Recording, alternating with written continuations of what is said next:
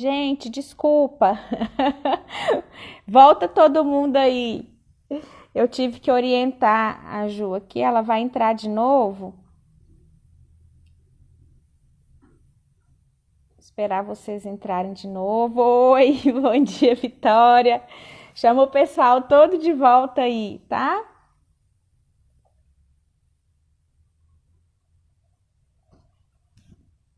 Isso, Jô.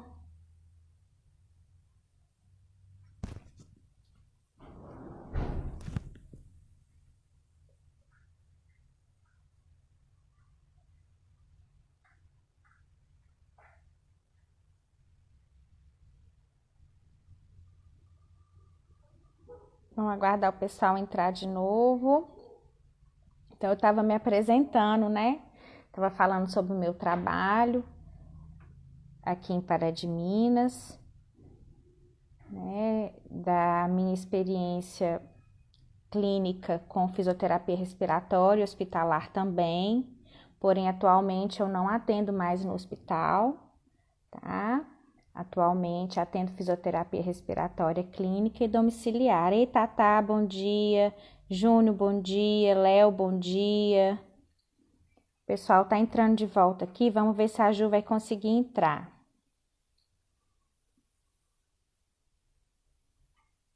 Carol, se você puder auxiliar a Ju para mim, por favor. Bom dia.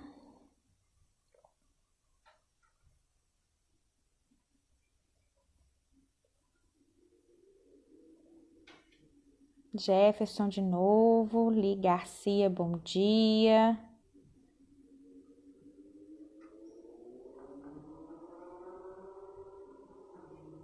Vou tentar mandar uma mensagem para ela de novo aqui, para ver se ela consegue entrar.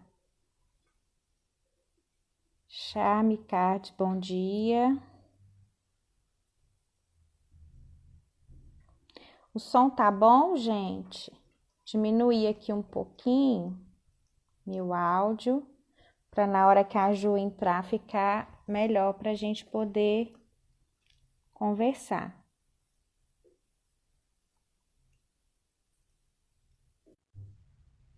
Oi, voltei. É porque eu tô tentando ajudar a Ju, ela tá com dificuldade para entrar. Gelson, bom dia. Renatinha, bom dia. Obrigada, Jefferson, pelo feedback. Claudinha, bom dia. Pois é.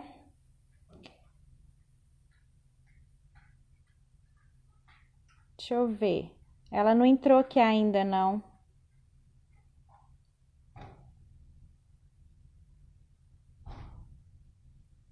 Ah, meu Deus. Pede para ela sair de novo, Carol. E ela tem que entrar. Aí, entrou! Bom dia!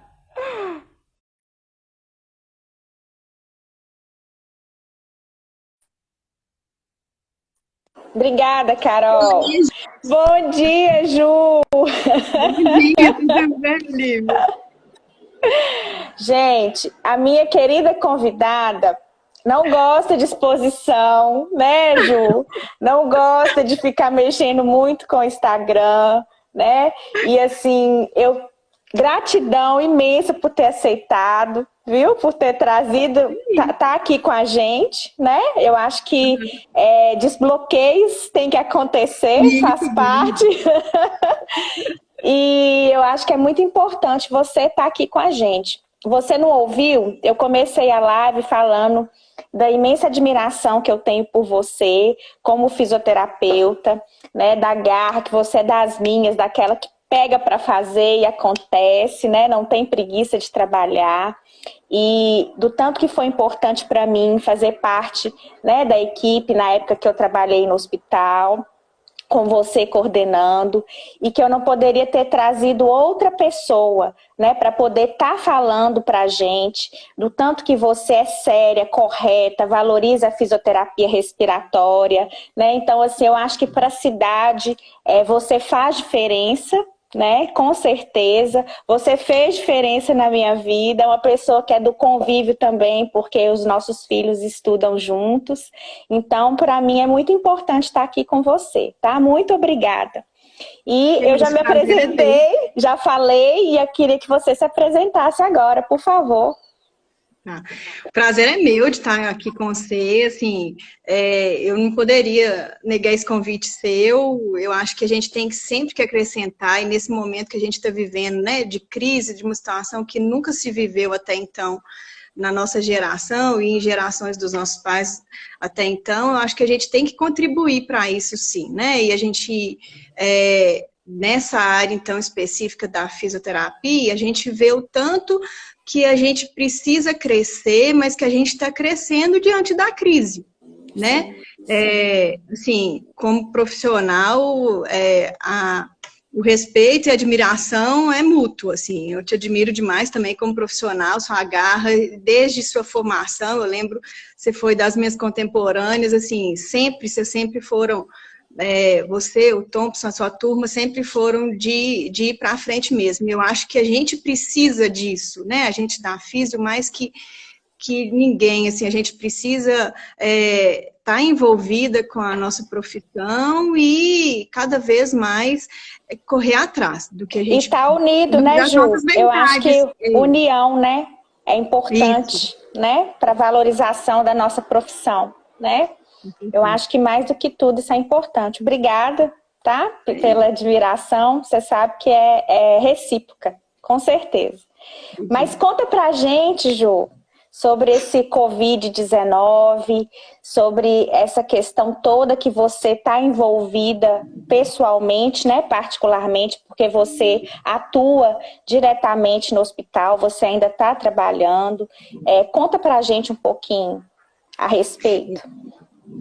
O Covid-19, né, a gente está ouvindo muito falar sobre ele, mas a doença veio por causa do vírus, né, do SARS-CoV-2, e essa doença veio, a princípio, ela manifestou na China, e depois, por causa do tamanho, né, da dimensão da China, isso foi cada vez crescendo mais na Europa e nos outros países em geral, né, na Ásia, na Europa, e aí chegou no Brasil.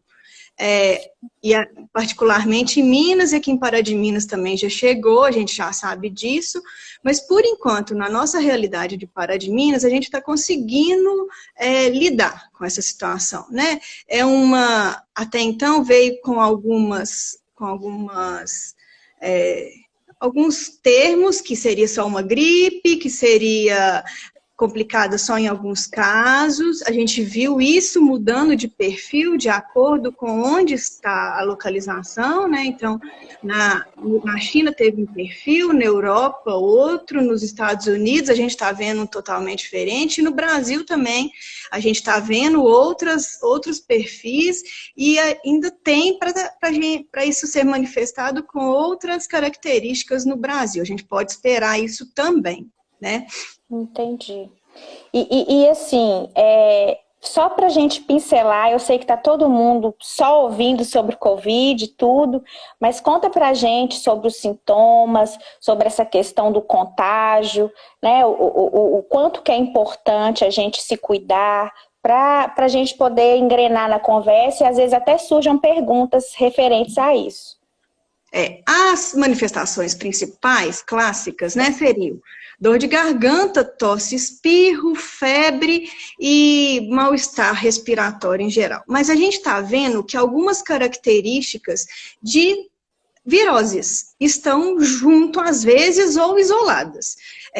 Às vezes uma perda de olfato, às vezes manifestações gastrointestinais, vômitos, diarreia, às vezes sinusite, às vezes conjuntivite. Então, assim, pode vir num conjunto ou pode vir só as manifestações respiratórias. O que a gente sabe, né, da literatura, que cada hora modifica mais, mas o clássico disso das manifestações é que em 80% dos indivíduos, mais ou menos, isso vai vir com características de um resfriado ou de manifestações viróticas que vão se autorresolver. O organismo vai conseguir resolver essas situações, seja no período de 7 ou 14 dias, que é a nossa famosa quarentena. Mas nos outros 20%, que geralmente a gente inclui o nosso grupo de risco, isso vai se manifestar com algumas características que às vezes é precisar de uma internação, né? Ou de uma internação no centro de terapia intensiva, que seriam mais ou menos 5% desse caso, né? Que vai evoluir com uma insuficiência respiratória. Só que uma característica que a gente tem visto é que a COVID-2 não é uma doença respiratória, é uma doença sistêmica hematológica, né? Porque o problema é que esse vírus, ele se ajunta na hemoglobina, que é a estrutura do sangue que carrega o oxigênio e ferro, junto com o ferro, mas aí o corona se liga, né, nos carregadores de ferro, e o ferro fica disponível no organismo, ele é tóxico, ele é tóxico a não ser carregado, e aí ele vai para o pulmão e para outras estruturas, gerando lesões, tipo no fígado, mas no caso da gente, da fisioterapia, que atua no pulmão. E já que ele desvincula do ferro, ele consome esse oxigênio. Então, esse oxigênio, ele não acontece no corpo humano, né? Então, ele não vai para onde precisa. É onde começa a falta de ar, que às vezes, no primeiro momento, vai ser compensada pelo uso do oxigênio, mais tardiamente, às vezes, esses pacientes vão voltar para o hospital, ou às vezes está melhorando para ter uma alta e tem uma falta de oxigenação que a gente chama de tardia, né? Por causa dessa falta dessa hipóxia, né? Dessa falta de oxigenação mais periférica que acontece mais tardiamente. Então, gente, tá aí mais do que nunca a importância da gente se cuidar e se prevenir, porque é uma doença que está sendo estudada, né? A gente não sabe, igual a Ju falou, tá se manifestando no país todo, no mundo todo, no país todo, e em cada país ela está vindo de uma forma diferente, né? Por ser uma doença sistêmica que a medicina, a ciência ainda está tentando entender, né, o que acontece. Então, mais do que nunca, a gente tem que se cuidar, tem que se prevenir, evitar o contágio, né, evitar a transmissão, né, Ju? Porque senão as coisas vão se complicar cada vez mais. E fico feliz por Pará de Minas estar conseguindo conter isso aí, né? Porque você que está na ativa constante, mais do que nunca está sabendo sobre essas notícias, tem que saber, né? Se está chegando casos no hospital, e aí você está contando para a gente que está controlado, então a gente tem que pegar firme e tentar controlar mais ainda, né? Para isso que isso não se espalhe e a gente consiga conter mesmo. E Ju, a prevenção, reforça para a gente essa prevenção, esse cuidado, como que acontece? Mais que nunca a gente teve uma mudança de paradigma, principalmente quanto à questão de higiene, né? Assim, a questão a gente sabe que lavar a mão é importante, que usar álcool em gel é importante, mas nunca se viu falando tanto nisso, né? A gente que tem criança, a gente vê nas propagandas de desenho, os meninos aderem muito fácil a isso. Sim. Mas às vezes a gente vai criando umas resistências a isso, e não é brincadeira, a gente tem que fazer isso. Essa higiene de mãos, né? Lavar bem as mãos, e não é só passar debaixo da água, passar o sabão na palma da mão e pronto, é na palma da mão, no dorso da mão, nos polegares, nos dedos, né, as unhas, nos punhos, que é um risco de contaminação muito grande principalmente para o profissional de saúde, onde a gente está vendo que o profissional de saúde está mais se contaminando. Então, assim, é importante fazer uma lavagem adequada de mãos, sabendo que essa mão está contaminada. Ou se ela está suja. Se essa mão está limpa, o álcool gel, você fazendo os mesmos movimentos, ele vai te dar uma segurança dessa higiene de mãos, né? Mas é muito importante. essa lavagem de mãos, a partir de agora, cada vez mais. E já tem estudos mostrando que o uso da máscara, ele contém, mesmo a máscara de pano, ele contém a proliferação desse vírus, então é importante a gente usar a máscara de pano e ainda fazer a distância de segurança, né? De no mínimo 1 metro. 1 metro, 2 metros, se possível, 2 metros, né? Porque existe essa contaminação. E aí eu acrescento um dado que a gente viu essa semana que passou. 50% das pessoas que manifestam, 50% das pessoas que não manifestam estão contaminando. Então, ou seja, 50% dos que já estão contaminantes, mais os outros 50%, que às vezes eu estou sem nenhuma manifestação, e se eu não tiver de máscara, eu estou contaminando. E Sim. cada vez mais, a gente que trabalha na área de saúde, então, que está na linha de frente, o risco que eu estou levando disso para minha casa, porque eu tenho filho e marido, né? Sim, então eu tenho que chegar em casa de máscara, eu tenho que... Eu já não beijo mais meus meninos como antes. O beijo dos meus meninos é na testa. O beijo do meu marido é na testa. Oh, meu Deus! Eu tenho que conseguir controlar isso aí. Infelizmente, porque eu posso não estar manifestando, mas como é que eu vou fazer? E meu medo de estar levando para ele, eu tenho duas crianças asmáticas em casa, né? Sim. E assim, isso é risco. Infelizmente, é uma mudança de paradigma, mas a gente tem que levar a situação. Né? Vai então, passar, assim, né, Ju? Se a gente conseguir ser firme, vai passar. Né? A gente vai conseguir controlar. A importância da gente não cumprimentar, né? O cumprimento é no cotovelo mesmo e depois higienizando, nada de beijo, nada de abraço, vai passar e depois a gente vai ter esses momentos, né? Mas enquanto a gente não tiver uma vacina, todo mundo vacinado, e aí a gente ter uma cobertura adequada, eu acho que agora a gente tem que torcer muito para isso, para a descoberta dessa vacina logo, os testes adequados dessa vacina, porque é a solução para a gente no momento. Né, assim, de nos deslivrar o mundo inteiro disso. Então, gente... Mas eu só queria frisar o seguinte, que eu não comentei com vocês, sobre os grupos de risco. Eu estava falando que 20% desse grupo de risco, né, ele vai geralmente para internação hospitalar. E aí a gente frisa esse grupo de risco que a gente está falando, os cardiopatas, os pneumopatas, né, os idosos, os hipertensos, e a gente está vendo na característica de 20 a 59 anos, que é o perfil epidemiológico do Brasil atualmente, os obesos. Então, a importância da atividade física, né? Porque esse grupo é um grupo de risco mesmo. Por quê? Todas essas doenças, todos esses perfis, né, de risco, eles são pró-isquêmicos, que a gente fala. Eles vão ter uma falta de oxigenação em algum ponto do corpo. E aí, se eu já comentei que vai faltar oxigênio, para esse vai faltar mais. Sim, com certeza. Então, o risco dessa pessoa, o risco de morte, né, é muito maior, né? A gente fala assim, que o risco de morte é muito maior, né? E de complicações, né?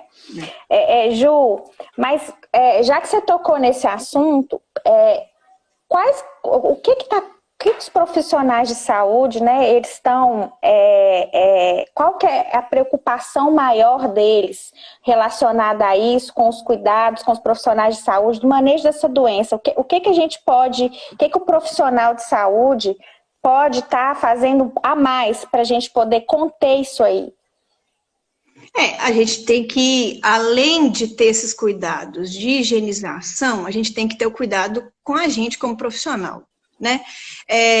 Para eu não levar isso para casa, para o profissional não levar isso para casa, ele tem que ter em contato com suspeitas, porque agora no hospital todo paciente que entra é suspeita. Sim. Eu tenho que usar os equipamentos de proteção adequada, né? De todos, né? Luva, máscara, óculos, se necessário, track shield, o capote, sempre.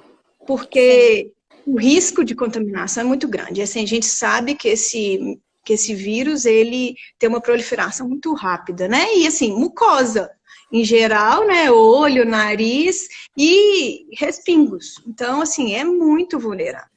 Sim.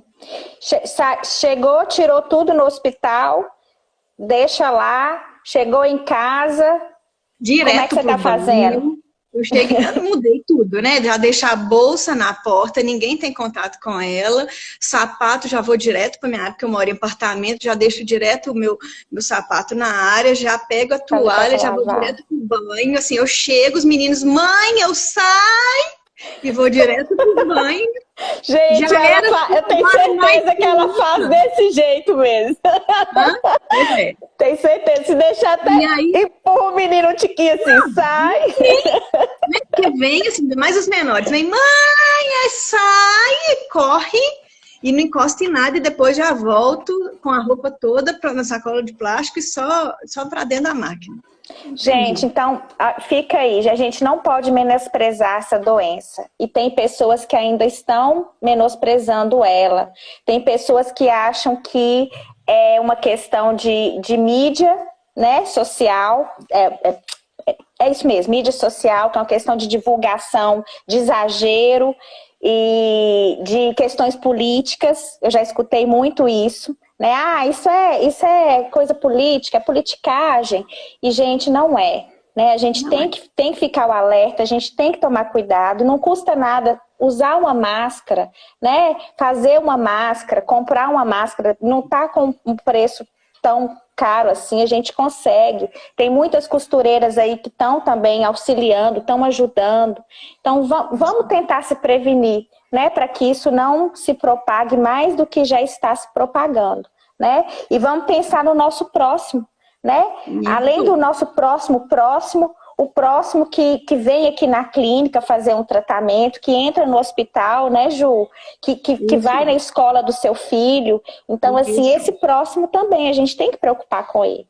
Né? Porque por mais que isso abaixe, assim, diminua o pico e a gente vá aos poucos voltando, né, com o isolamento vertical que seja, mas daqui a pouco volta às aulas, esses cuidados vão ter que se manter até a gente ter uma cobertura vacinal para todo mundo. Sim. Vai diminuir o número de casos, mas a gente ainda vai ter casos. Né? Então, vai valer todas essas recomendações desde sempre.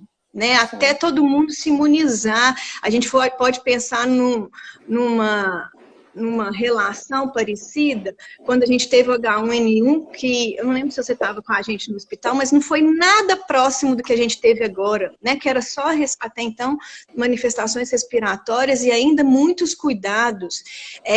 E agora a gente ainda vai ter que manter isso, né? Então, assim, tem que tomar cuidado. E o que a gente tem visualizado como profissional de saúde, você deve estar visualizando isso também, pessoas de grupo de risco circulando como se nada tivesse acontecido.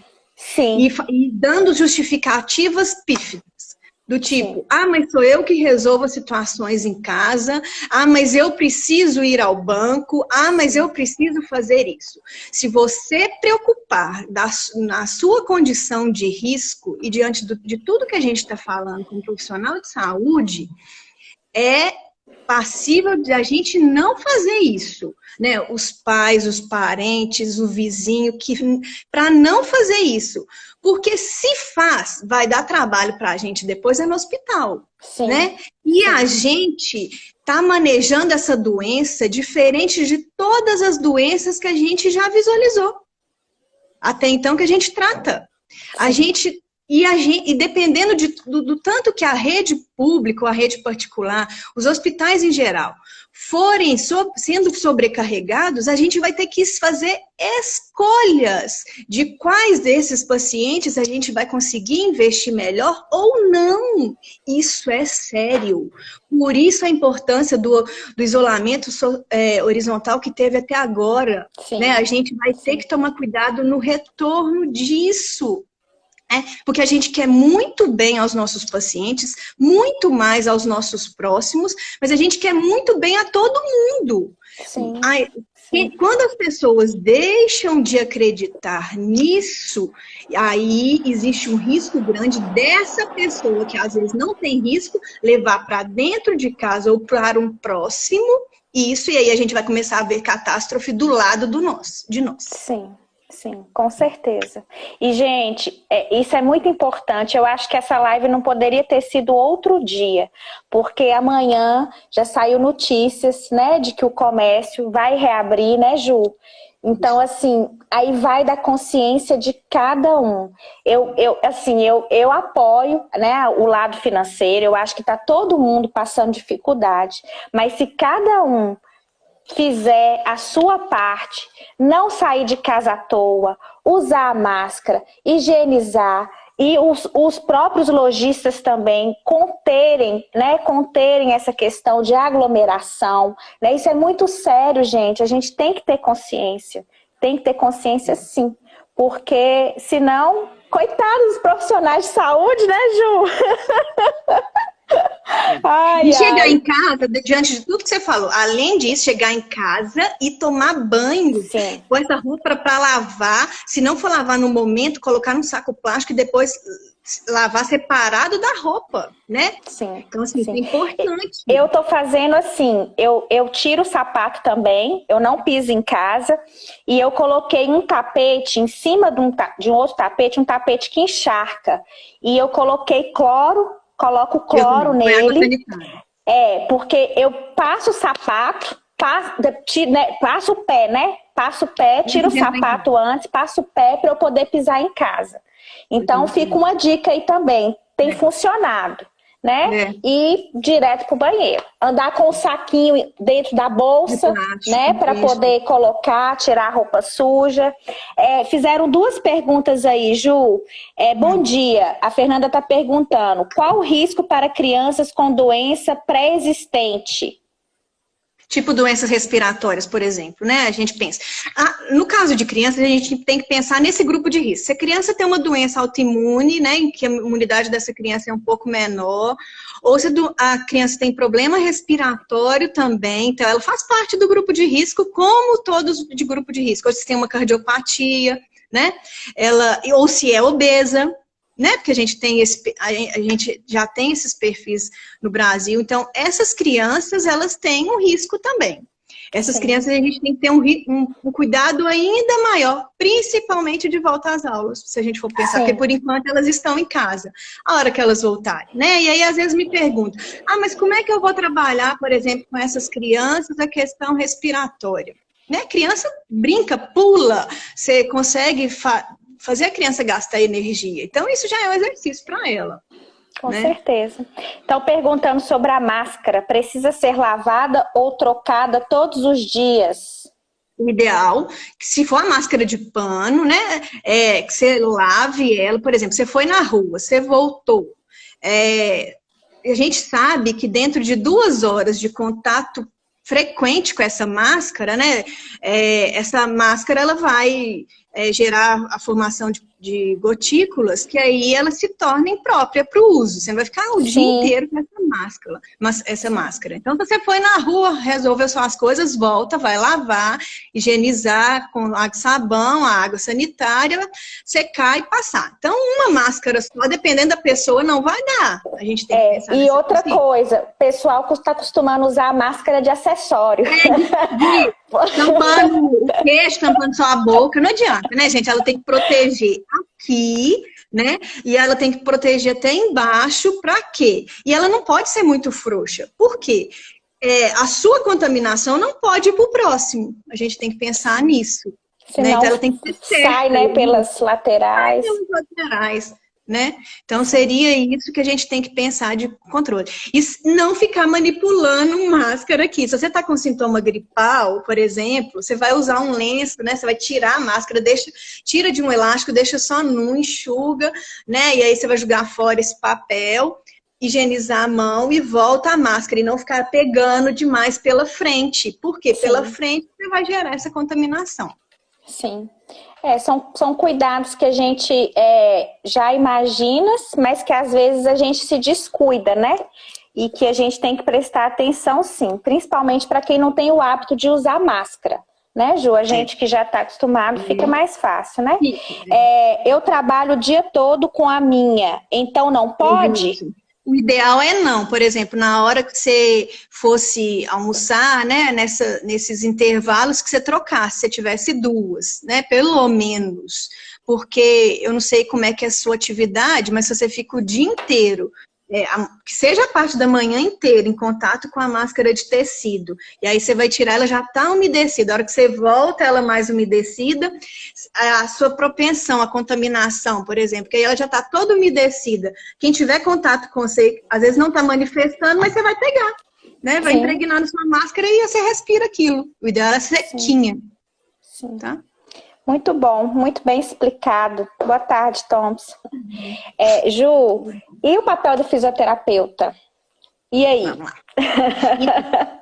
O fisioterapeuta, nesse processo do Covid, ele vem desde a prevenção, eu falo que na prevenção do grupo de risco, né? E aí a gente, para orientar exercícios, para melhorar não só a questão pulmonar, né, melhorar a expansão pulmonar desse paciente que já tem uma dificuldade, mas melhorar o condicionamento em geral dessa pessoa, porque a gente sabe que todo mundo deve fazer atividade física. Você está aí na clínica, né, o Thompson também como físico, como educador físico, a gente sabe a importância da atividade física, isso já é consolidado, a gente tem que saber fazer. Mas para esse público de risco, a atividade física ela deve ser orientada, né? E nessa época que a gente viu tudo fechar, esse público ficou meio à mercê. O que eles vão fazer? Sim, a gente tem que fazer exercícios respiratórios. Que seja a gente orientando eles por telemonitoramento ou online, como vocês têm bem feito, assim, mas a gente tem que ter um contato frequente com esse paciente, né? Para manter a capacidade pulmonar, que já está diminuída desse paciente, mas para não diminuir mais ainda, digamos assim, né? Como você já tinha comentado, eu acho que foi nos seus stories, sobre a questão, como o corpo em geral, a gente tem a perda de força muscular dos músculos respiratórios, de quem tem problema respiratório ainda mais. Então a gente tem que preservar isso. Agora, se esse paciente vai para o ambiente hospitalar, né, e aí a gente já entra na nossa atuação, e ele vai ter que usar um oxigênio, por exemplo, a gente vai ajustar essa quantidade de oxigênio para manter uma saturação, uma oxigenação no corpo adequada. Se ele tiver produção de secreção, a gente, como fisioterapeuta, vai trabalhar para tentar deslocar essa secreção e manter esse pulmão mais limpo possível. Se ele tem algum problema de expansão pulmonar, essa ausculta está diminuída, a gente vai trabalhar para tentar reexpandir esse pulmão, né, melhorar essa expansão pulmonar nesse paciente internado e manter esse pulmão o mais aerado possível. Agora, se dentro dessas condições esse paciente não evolui bem, né, sem a adequação do oxigênio e sem as manobras para manter esse pulmão limpo, sem secreção e melhorando essa expansão, esse paciente vai ter que ser ventilado por um aparelho, pelo respirador. E aí o controle desse respirador, quem faz os ajustes finos desse respirador somos nós fisioterapeutas. Né? Às vezes no momento, geralmente nessa linha de frente, nós estamos juntos na intubação desse paciente, né, e ajustando esses parâmetros, e esse controle dessa monitorização respiratória vai ser nossa, né, junto com a equipe médica, mas esse controle, esse ajuste da ventilação é do fisioterapeuta, né, principalmente do fisioterapeuta respiratório que está lá dentro do hospital. E aí a gente vai manejando, né? A gente fala que a gente vai tateando esse paciente até a melhora dele. Se não houver melhora satisfatória, a gente lança mão de algumas estratégias para tentar melhorar cada vez mais esse paciente. Sim. Então, no caso aí, você já falou sobre o paciente, no caso de COVID, né? Com instalado COVID, né? E Ju, a gente deve se preocupar com sintomas, com manifestações que não são esperadas para, assim, né, tosse, coriza, que a gente já está esperando, tosse, coriza, espirro, dor de garganta, febre. E aí? E se acontecer alguma coisa que a gente não está esperando, o que pode acontecer por ser uma doença sistêmica, por eles estarem confirmando que é uma doença sistêmica? Quais são as preocupações a mais que a gente tem que ter? A recomendação hoje, apesar de, às vezes, a gente ter uma manifestação diferente e ficar procura o pronto-socorro? Não, hoje a recomendação é não, né? Para não sobrecarregar. Mas a gente, assim que a gente tiver algumas manifestações, mesmo que diferentes desse quadro clássico do COVID, seria a gente observar a evolução ou não em casa. E não trabalhar dentro de 7 a 14 dias. Por quê? É aquilo que eu comentei com você. Hoje a gente está vendo algumas manifestações que não tem nada a ver com o quadro clássico. Às vezes é uma perda de olfato, às vezes é uma diarreia com um vômito, aí você vai pensar assim, não, Juliana, mas nessa crise, qualquer coisa, o intestino solta. Mas aí ele soltou só no momento, né? Porque o estresse atinge o sistema digestivo, o sistema gastrointestinal. Mas aí a gente fica de olho. Se isso evoluir mais de 3 dias, com complicações, está piorando, com dor, com febre e tudo mais, eu vou ter que procurar uma unidade. Seja uma unidade básica de saúde, né? Ou o pronto-socorro. A indicação hoje é que eu vou procurar o pronto-socorro se eu tiver falta de ar, né? Então, o pronto-socorro da Unimed, ou o pronto-socorro do hospital, eu vou se eu tenho falta de ar. Mas, por exemplo, uma laringite evolui com dispneia. Sim. Mas dependendo dessa dispneia, você vai ter que procurar o pronto-socorro, né? Sim. Então, você tem que ficar de olho nessas manifestações, sim. Né? Se você consegue controlar em casa, bem, se não, você tem que, primeiro, sem falta de ar, com sintomas característicos ou não, ir para a unidade básica de saúde, ou para o seu médico, né, para quem tem convênio, tentar procurar uma consulta médica. Se não, é hospital, pronto-socorro ou unidade 24 horas.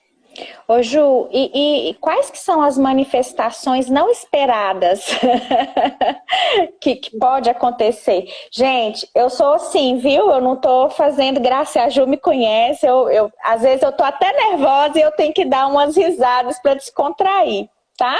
Mas o assunto é sério. Eu acho que vocês nunca me viram falando de um assunto sério em todas as lives como hoje, tá? Então a gente tem que preocupar mesmo. Mas, o que a gente tem visualizado de manifestação atípica? Isso que eu comentei com você. Eu já ouvi falar de relato. Conjuntivite, sintoma gastrointestinal, diarreia, vômito, porque são sintomas de viroses. Virose, e o coronavírus é uma virose que às vezes não vai atingir a parte respiratória, mas vai atingir outros sintomas, outras coisas, né? Outros órgãos. Então, essas manifestações atípicas que se mantêm, um olho escorrendo que está gerando um desconforto respiratório aqui, eu vou ter que ir no pronto-socorro por isso? Ideal é não, mas você vai ter que procurar um médico para avaliar isso. Hoje, a gente entrou no cenário que agora todo mundo é Covid, Olívia. Sim. Não é para alarmar demais, mas é para a gente alarmar. E para a gente tirar esse estigma que não existe. Existe sim e está chegando, gente. E vai chegar cada vez mais rápido. A gente pode ficar de prontidão porque vai chegar. A gente não quer que chegue do nosso lado com óbito. Né? Sim. Eu vou dar um exemplo. Eu vou dar um exemplo para alertar também os profissionais de saúde.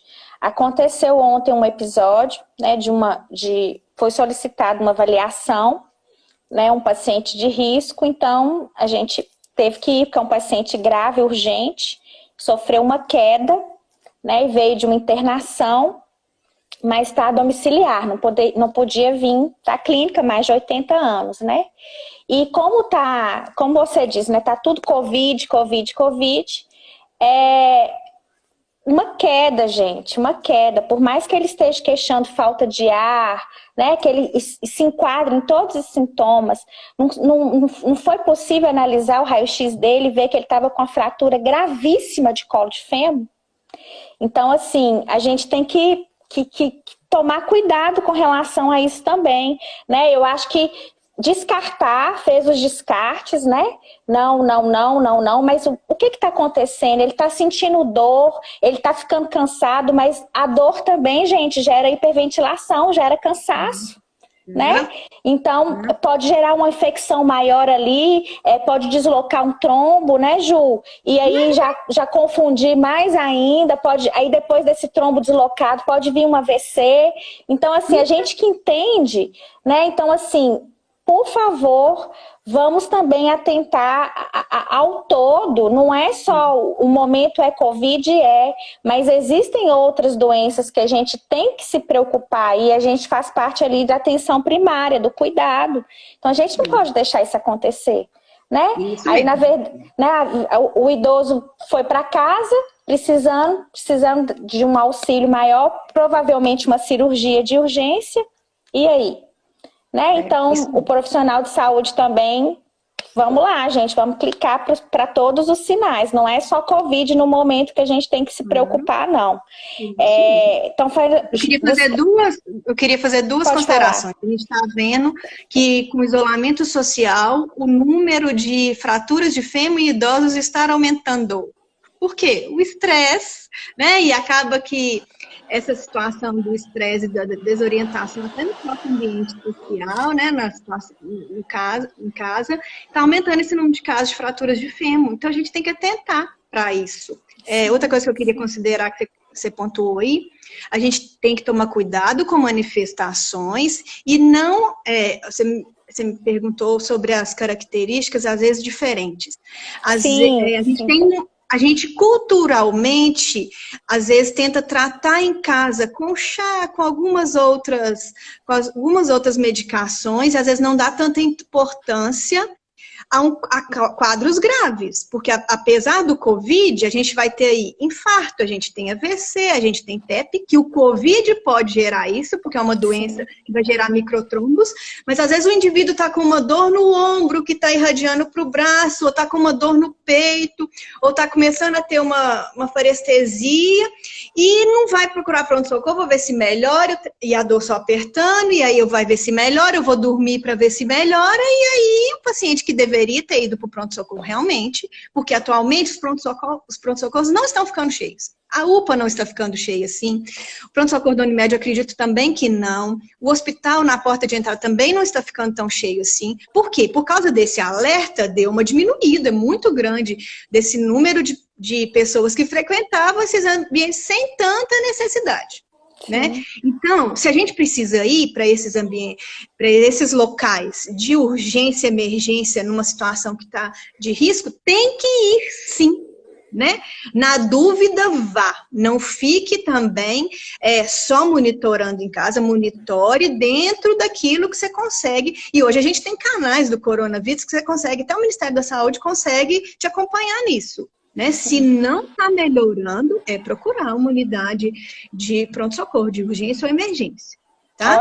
Ótimo alerta, porque realmente tem muita gente que é médico caseiro, médico e resolve o problema em casa e não é assim, farmácia, né, gente? É super farmacêutico.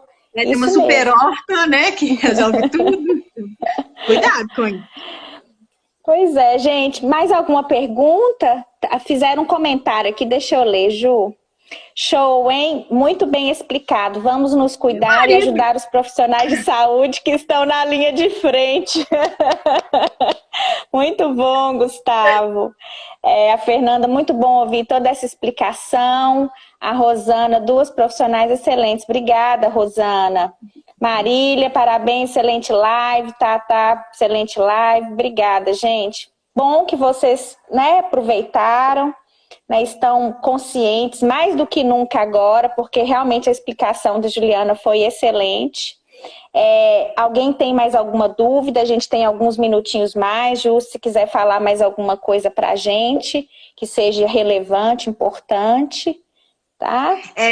Eu queria salientar o seguinte, a gente tem essa preocupação de estar sempre orientando os pacientes, né, mas a gente está dando suporte também domiciliar, né, então eu que trabalho na assistência domiciliar, a gente está monitorando os pacientes que estão bem, até para a gente, como segurança para eles, né, e os pacientes, a gente está tendo uma demanda maior de pacientes que são do grupo de risco, a gente precisa manter esses pacientes com segurança em casa, né? Às vezes uma medicação em casa com mais segurança, um paciente que às vezes está tendo uma alta mais precoce, por exemplo, depois de uma AVC ou depois de alguma outra condição, às vezes de uma síndrome da imobilidade no leito, porque ficou um tempo acamado, mas a gente às vezes está conseguindo deshospitalizar esse paciente mais precocemente, garantir essa segurança no serviço de atenção domiciliar,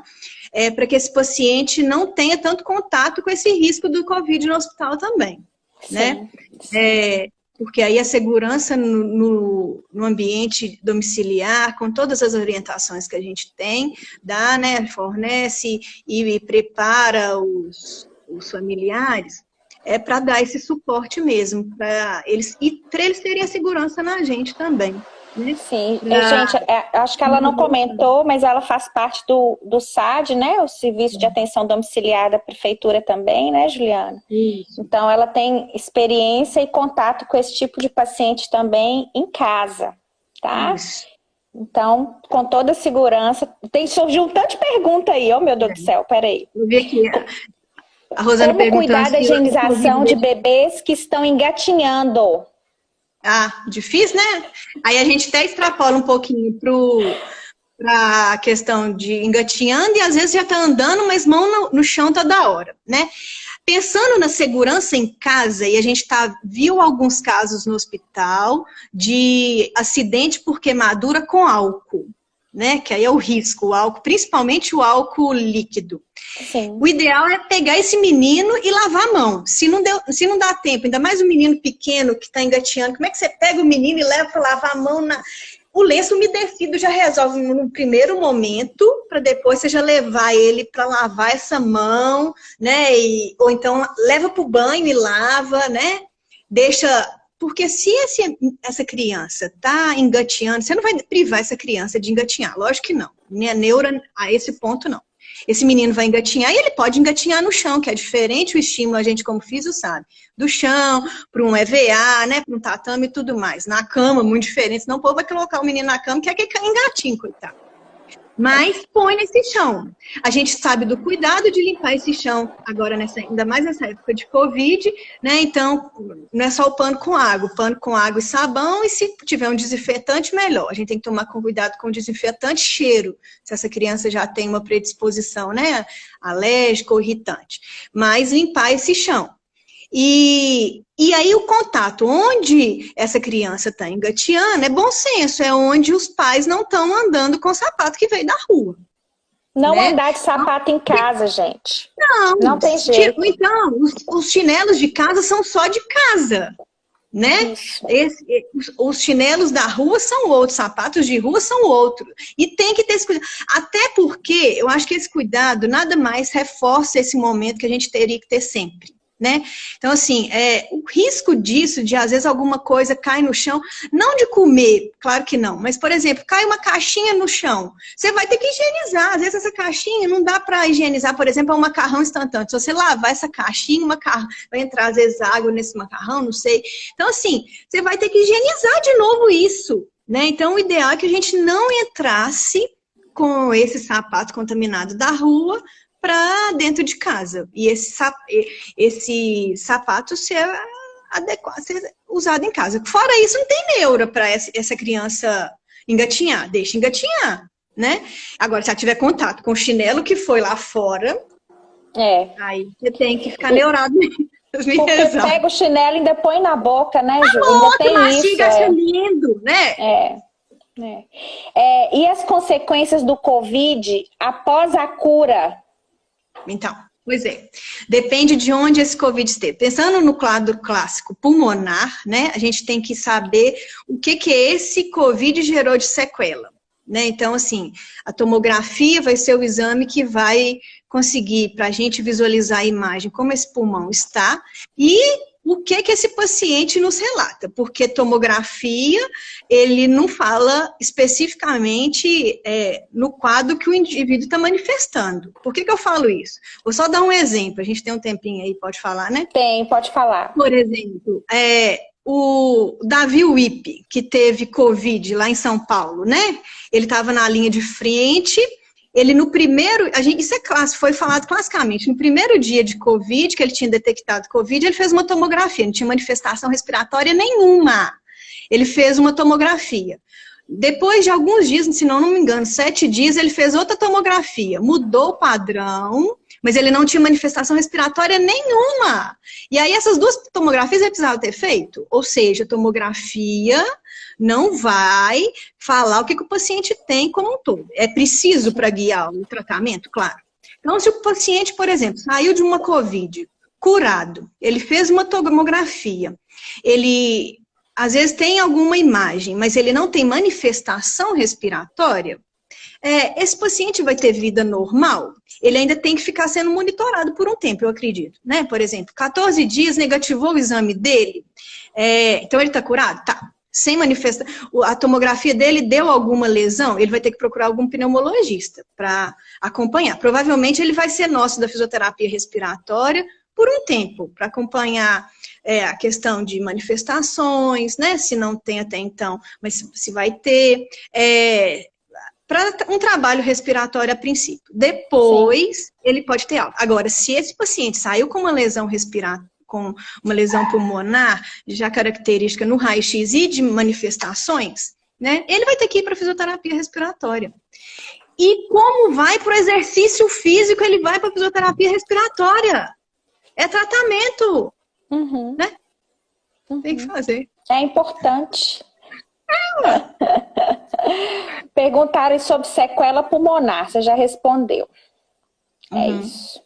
Mais alguma pergunta, gente? Pode ficar dependente de oxigênio? Pode. Né? Pode ficar dependente de oxigênio para sempre? Pode. Pode virar um pneumopata? Pode. Sem doença respiratória prévia, nada? Sim. Pode. Gente, né? Presta atenção. Tá vendo como não é simples? Não é simples. Não é fake news. Aqui, Covid deixa sequelas? Sim, ela acabou de responder. E se depende, às vezes, não vai deixar uma sequela respiratória específica né, na parte pulmonar, mas esse paciente ficou muito tempo, por exemplo, ficou um tempo entubado, né? E provavelmente ficou com uma sequela respiratória, às vezes, ou não. Mas o período que ficou imóvel no leito, né? Pensando num idoso, numa pessoa que já tem uma dificuldade, uma doença, uma demência, esse paciente, ele sai com o que a gente chama, né, de síndrome pós-crítica, que na maioria das vezes é como se fosse, fazendo uma comparação, como fratura. Para fraturar é um momento, para você melhorar demora um tempo, e para síndrome pós-crítica, que é depois que você saiu de uma internação hospitalar ainda mais prolongada, isso vai demorar um tempo maior para reabilitação. E não adianta a gente fazer uma estimativa, daqui tanto tempo esse paciente está bem, depende da reação do organismo, né? Então pode ser que esse paciente, principalmente a gente vê quadros, às vezes um paciente obeso que não tinha um problema respiratório, vai para o tubo, sai com uma sequela motora, né? Sai como sequela motora. E para ele melhorar, para ele voltar ao convívio sociais com algumas limitações ainda, isso pode demorar de 2 a 5 anos. Então, isso vai de indivíduo para indivíduo ainda. Depende da reação do organismo, da aderência ao tratamento, da disciplina. Sim. Né? A família. Família, movimento familiar, claro. Porque senão não tem jeito. É bem isso, são vários pontos. N fatores. Ju, tá acabando. Gratidão. Foi muito bom. Muito bom mesmo. Espero que a gente possa ter outros momentos assim, tá? É importante a gente trazer para a população a fisioterapia, que a gente tem profissionais competentes. Pará de Minas tem profissionais excelentes, gente. Para quem em Belo Horizonte fazer fisioterapia? Nós estamos aqui, né, Ju? Para poder atender vocês, porque vocês precisarem.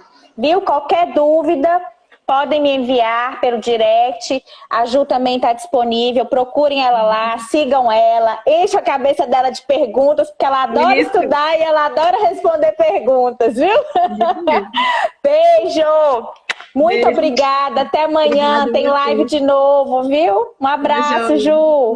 Bom feriado. Tchau. Você também. Tchau. Com Deus.